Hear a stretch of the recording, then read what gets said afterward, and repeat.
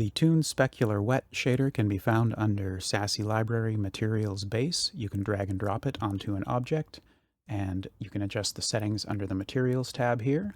So we can choose the base color. We can also choose the specular highlight color. So this has an interesting effect depending on the color contrast that you have with your base material.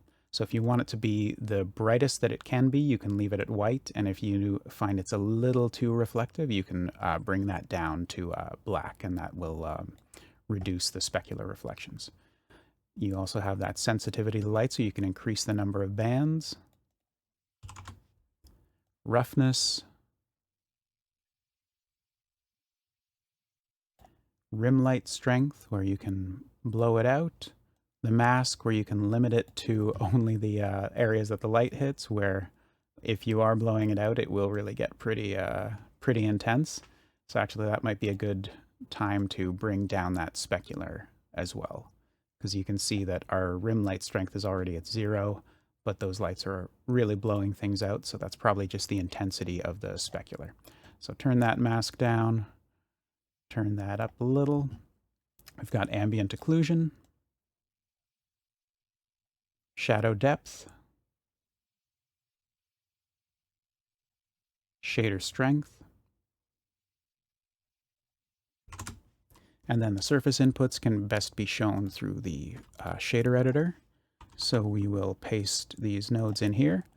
So we can either use the color, or we can use a texture for the base color input or for the specular. So I'll just leave it at that. It retains all the other specular qualities of the material, whether we're using a texture or a color. And the surface input will let you add bumps to the surface, so a normal map into a bump node will distort the surface. We can also separately distort the light bands, which again, like the metallic, it's probably not as easy to see as if we put it on the rim light. And then we'll turn that up, and now we can see we've got these brush strokes all over our material. Sensitive to colored light, blue, green, and red.